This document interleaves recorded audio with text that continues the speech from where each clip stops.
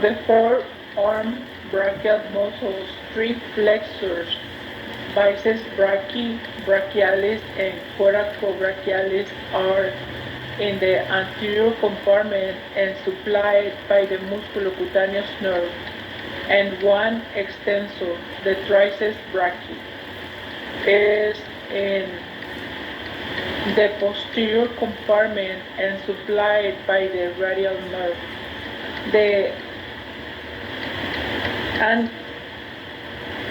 anconeus muscle at the posterior aspect of the elbow is partially blended with and is essentially a distally placed continuation of the triceps. The biceps brachii, as its name biceps indicates, the proximal attachment of this fusiform muscle has two heads. The two muscle bellies unite just distal to the middle of the arm. The biceps is located in the anterior compartment of the arm. When the elbow is extended, the biceps is a simple flexor of the forearm. However, when the elbow is flexed and more power is needed against resistance, the biceps is the primary, most powerful supinator of the forearm. When right-handed persons drive a screw into hardwood, it is also used when inserting a corkscrew and pulling the cork from a wine bottle. The biceps barely operates during flexion of the front forearm.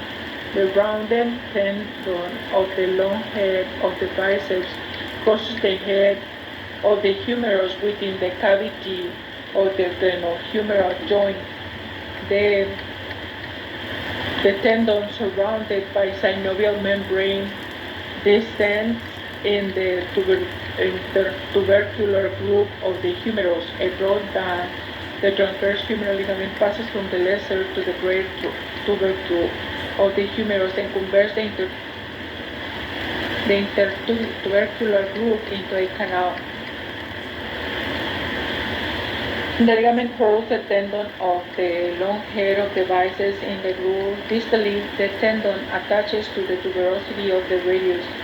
The bicipitobrachial bursate separates the biceps tendon from and reduces abrasion against the anterior part of the radial tuberosity. The biceps continue distally as the bicipital aponeurosis, a triangular membranous band that runs from the biceps tendon across the cubital fossa and matches with the antebrachial deep fascia covering the flexor muscle in the medial side of the forearm and attaching by means of the antebrachial fascia with the subcutaneous border of the ulna. The proximal part of the bicipital aponeurosis can be easily felt where it passes obliquely over the brachial artery and medial nerve. The aponeurosis affords protection for this and other structures in the cubital fossa. It also helps lessen the pressure of the biceps tendon on the radial tuberosity during pronation and supination of the forearm.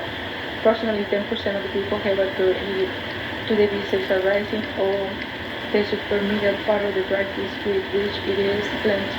A most of the head lies posterior to the brachial artery. To test the biceps, the elbow joint is flexed against resistance when the forearm is supinated. If acting normally, the muscle forms a prominent bush on the anterior aspect of the arm that is easily palpated.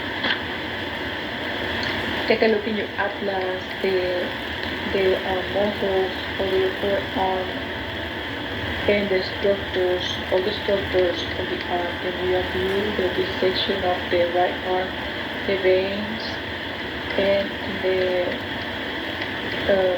the course of the medial musculocutaneous, everything related with it, right? Take a look in your atlas, the muscles of the arm, right? The anterior view, the biceps brachii, the brachialis, the coracobrachialis, right? And the triceps brachii, the anconeus. And take a look at the anterior and posterior views. The brachialis, this flattened fusiform muscle lies posterior, which is deep to the biceps. Its distal attachment covers the anterior part of the elbow joint. The brachialis is the main flexor of the forearm. It flexes the forearm in all positions and during slow and quick movements. When the forearm is extended slowly, the brachialis steadies the movement by slowing and relaxing. And you use it to pick up and put down and pick up carefully. The brachialis always contracts to the inflection of the elbow joints and is primarily responsible for maintaining flexion. Because of its many functions, it is regarded as the workhorse of the elbow flexors. The coracobrachialis is an elongated muscle in the superomedial part of the arm. It's a useful landmark.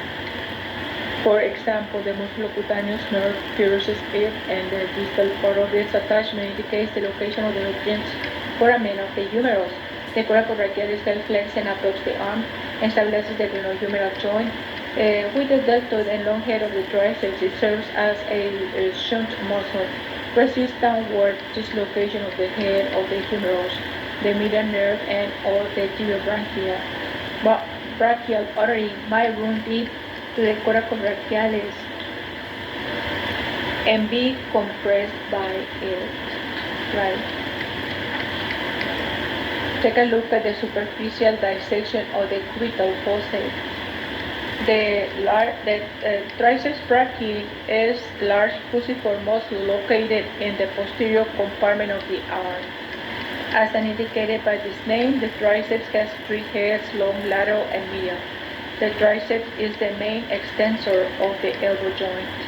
Because its long head crosses the shoulder joint, the triceps helps stabilize the adductor glenohumeral joint by serving as a shunt muscle, resisting inferior displacements of the head of the humerus. The triceps also aids in extension and adduction of the arm. Just approximate to its distal attachment is a version reducing subtendinous olecranon bursae between the triceps tendon and the olecranon. Right. The anconeus is a small, relatively unimportant triangular muscle on the posterolateral aspect of the elbow. It is usually partially blended with the triceps. The anconeus helps the triceps extend the forearm and resist abduction of the ulna during pronation of the forearm. It is also said to be a tensor of the capsule of the elbow joint, preventing it being pinched during extension of the joint. The brachial artery provides the main artery supply to the arm. The brachial artery is the continuation. The axillary artery begins at the inferior border of the teres major and ends in the cubital fossa opposite the neck of the radius. Under cover of the bicipital aponeurosis, the brachial artery divides into the radial and ulnar arteries. The brachial artery is superficial and passes throughout its course lies anterior to the triceps and brachialis. At first it lies medial to the humerus and then anterior to it. As it passes interlaterally, the brachial artery accompanies the medial nerve, which grows anterior to the artery. During its course through the arm, the brachial artery gives rise to many unnamed muscular branches and humeral nutrients arteries, which arise from its lateral aspect. The main named branches of the brachial artery arising from its middle aspect of the deep artery of the arm and the superior and inferior ulnar collateral arises. The collateral artery also helps form the arterial anastomosis of the elbow region. Other arteries involved are recurrent branches, sometimes double, from the radial ulnar and perosus arteries, which run superiorly anterior and posterior to the elbow joint.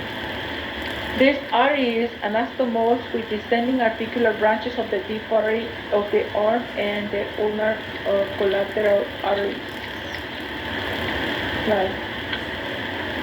Take a look in your atlas, the dissection of the structures of the cubital fossa, the dissection of the triceps brachii, the arterial supply of the arm and therefore the arm, right? Take a look at the relationship of the arteries and nerves of the arm to the humerus.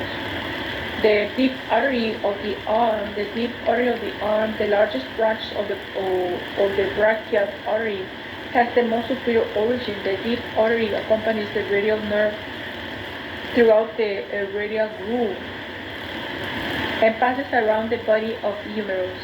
And the deep artery divides into anterior and posterior descending branches and participates in the arterial anastomosis around the elbow. The nutrients humeral artery. This artery arises from the brachial artery around the middle of the arm and enters the nutrient canal and the anteromedial surfaces of the humerus. The artery runs distally in the canal towards the elbow. The superior ulnar collateral artery. This artery arises from the medial aspect of the brachial artery near the middle of the arm and accompanies the ulnar nerve posterior to the medial epicondyle of the humerus. Here it anastomoses with the posterior branch of the ulnar recurrent artery and inferior ulnar collateral artery, another branch of the brachial artery arising distally. Inferior ulnar collateral artery. This artery arises from the brachial artery approximately 5 cm proximal to the elbow crease. It then passes intermediately anterior to the medial epicondyle of the humerus and joins the anastomosis of the elbow region by anastomosing with the anterior, which is known as the anterior branch of the ulnar recurrent artery. Right?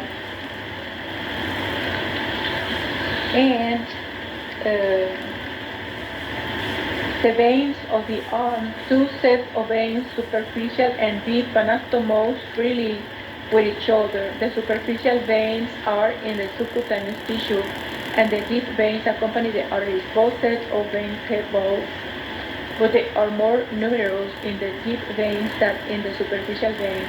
Superficial veins, these two main superficial veins of the arm are the cephalic and the basilic veins. The cephalic vein is located in the subcutaneous tissue along the anterolateral surface of the proximal forearm and arm and is often visible throughout the skin.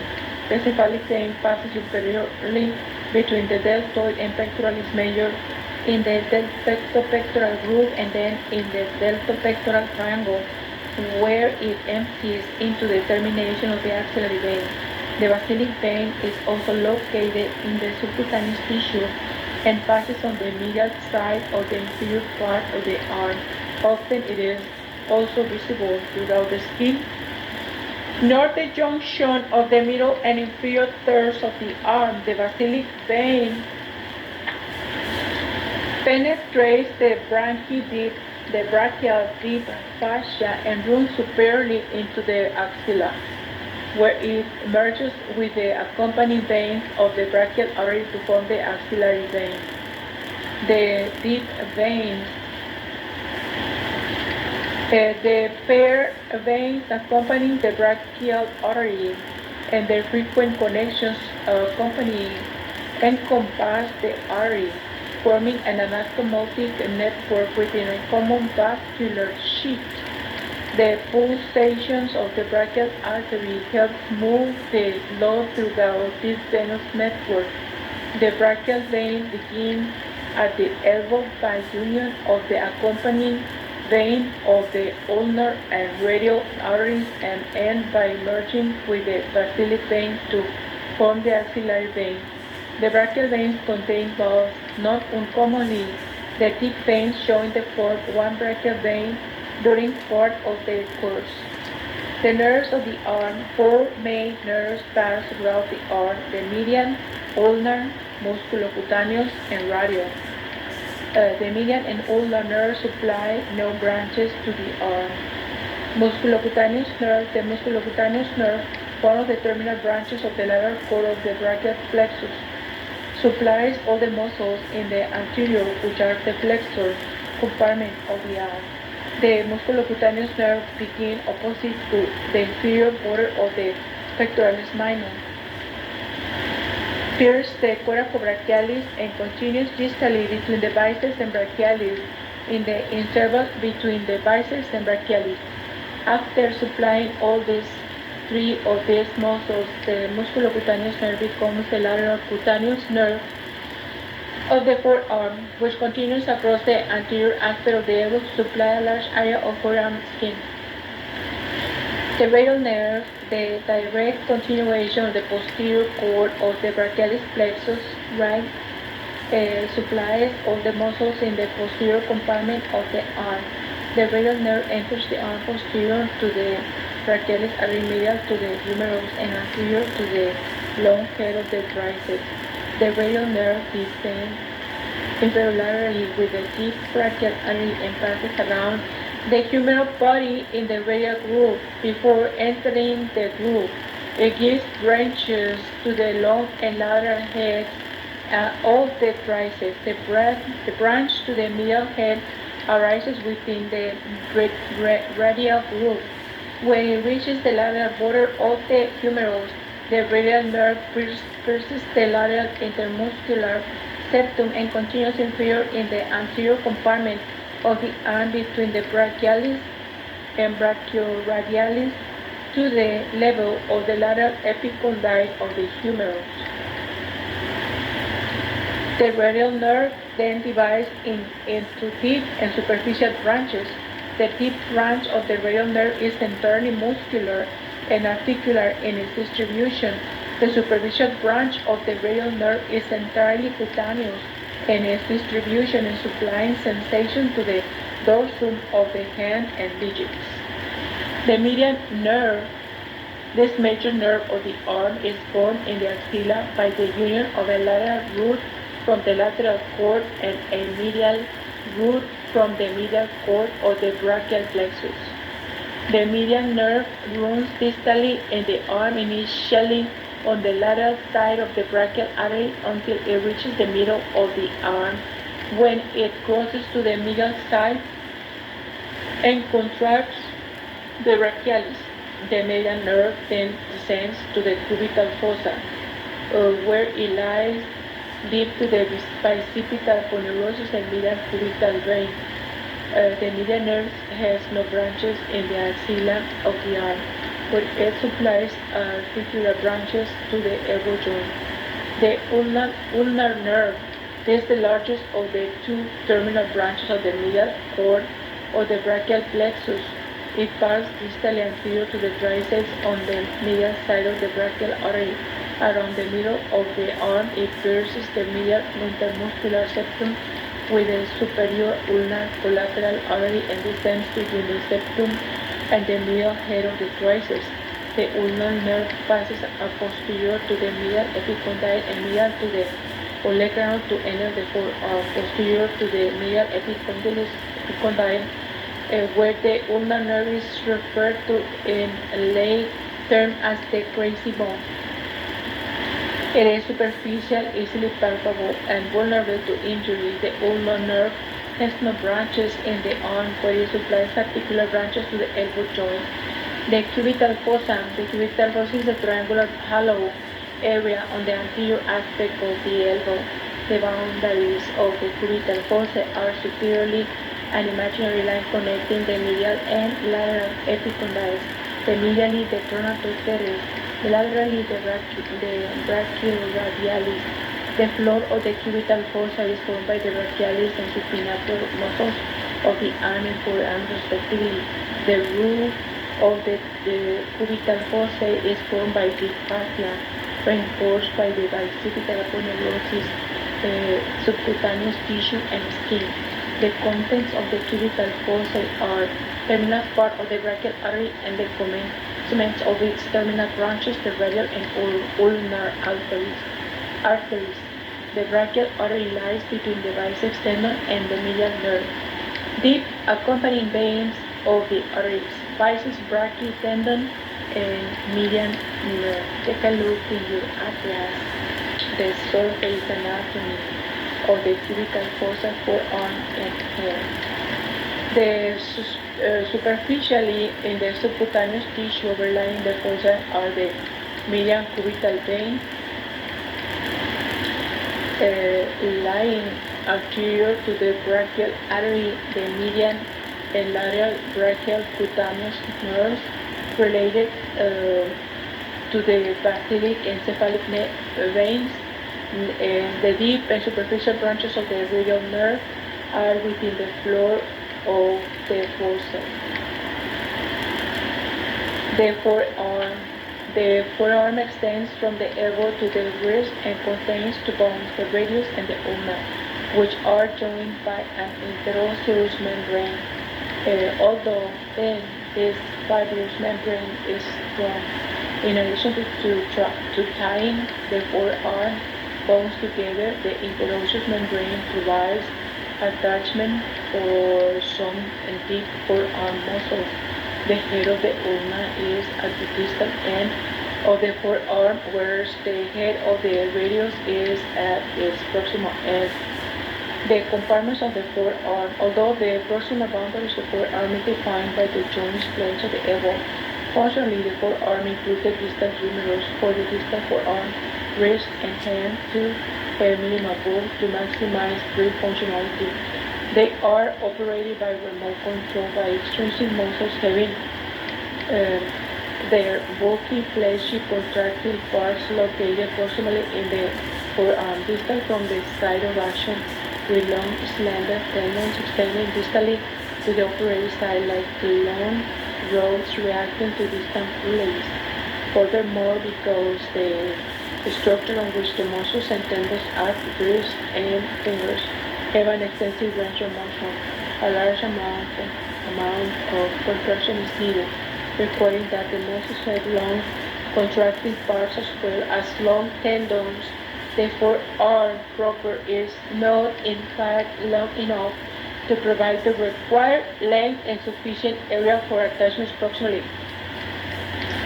So the proximal attachments or origins of the muscles must occur proximal to the elbow in the arm and be provided by the humerus. Generally, flexors lie anteriorly and extensors posteriorly. However, the anterior and posterior aspect of the distal humerus are occupied by the flexors and extensors of the elbow, thus to provide the required attachment sites, medial and lateral extensions, epicondyles and epicondylar ridges have developed from the distal humerus. The distal epicondyles and epicondylar ridges provide attachment for the forearm flexors, and the lateral formations provide attachments for the forearm extensors. Thus, rather than lying strictly anteriorly and posteriorly, the proximal parts of the anterior flexor pronators compartment of the forearm lie anteromedially, and the posterior, the extensor supinator compartment lies posterolaterally, spiraling gradually over the length of the forearm. The compartments become truly anterior and posterior in position in the distal forearm and wrist. These functional fascial compartments are demarcated by the subcutaneous border of the ulna posteriorly, which is in the proximal forearm, and then medially, which is distal forearm, and by the radial nerve anteriorly and then laterally. These structures are palpable, the arteries by its pulsations throughout the forearm. Because neither boundary is crossed by motor nerves, they also provide sites for surgical incision. The flexor and pronators of the forearm are in the anterior compartments and are served mainly by the median nerve. The 1.5 exceptions are innervated by the ulnar nerve. The extensors and supinators of the forearm are in the posterior compartment and are all served by the radial nerve directly or by its deep branch. The fascial compartment of the limbs generally end at the joints, and soft fluids and infections in compartments are usually contained and cannot readily spread to other compartments. The anterior compartment of the forearm is exceptional in its regards because it communicates with the central compartment of the palm throughout the carpal tunnel. Right? The muscles of the forearm act on the joints of the elbow, wrist, and digits. In the proximal part of the forearm, the muscles form fleshy masses extending inferior from the medial and lateral epicondyles of the humerus. The tendons of these muscles pass through the distal part of the forearm and continues into the wrist, hand, and digits. The flexor pronator muscles of the forearm, are in the anterior flexor pronator, right? The compartments of the forearm and are separated from the extensor muscles of the forearm by the radius and ulna and the interosseous membrane that connects them. The tendons of most flexor muscles are located on the anterior surface of the wrist and are held in place by the palmar carpal ligament and the flexor retinaculum transverse carpal ligament thickening of the antebrachial fascia. The flexor muscles are arranged in 4 layers and are divided in 2 groups, superficial and deep. The superficial group of 5 muscles, the pronator teres, the flexor carpi, the radialis, the palmaris longus, the flexor carpi ulnaris, and flexor digitorum superficialis. These muscles all attach, at least in part, by a common flexor tendon from the medial epicondyle of the humerus, the common flexor attachment. The deep group of 3 muscles, the flexor digitorum profundus, the flexor pollicis longus, and pronator quadratus. The 5 superficial muscles cross the elbow joint. The 3 deep muscles do not, with the exception of the pronator quadratus. The more distally placed the muscle distal attachment lies, the more distally and deeply placed in its proximal attachment. All muscles in the anterior compartment of the forearm are supplied by the median and or ulnar nerves, most by the median. Only 1.5 exceptions are supplied by the ulnar. Functionally, the brachyradialis is a flexor of the forearm, but it is located in the posterior, which is a posterolateral or extensor compartment, and it's thus supplied by the radial nerve. Therefore, this muscle is a major exception to the rule that the radial nerve supplies only extensor muscles and that all flexors lie in the anterior, which are flexors compartment. The long flexors of the digits also flex the metacarpophalangeal and wrist joints, right? The FTP flexes the digits in slow action, right? FTP flexor of the digits, right? This action is reinforced by the flexor of the digits, right? FPS when speed and flexion against resistance is required. When the wrist is flexed at the same time that the metacarpophalangeal and interphalangeal joints are flexed, the long flexor muscles of the fingers are opening over a short distance between attachments, and the action resulting from the contraction is consequently weaker. Extending the wrist increases their operating distance, and thus this contraction is more efficient in producing a strong grip. Tendons of the long flexors of the digits pass through the distal part of the forearm, wrist, and palmar and continues to the medial 4 digits. FTS flexes the middle phalanges and FTP flexes the distal phalanges.